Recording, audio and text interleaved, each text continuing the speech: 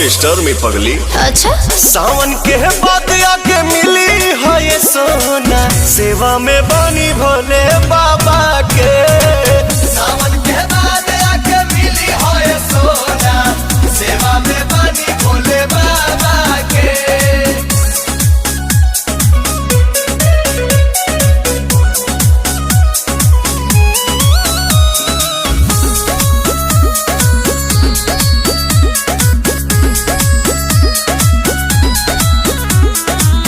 ऐसे तो जहन रहत रहला हमरा बिरिये, अब घर बार ताहर भइल बा मंदिरिये। ढोल ले बाबू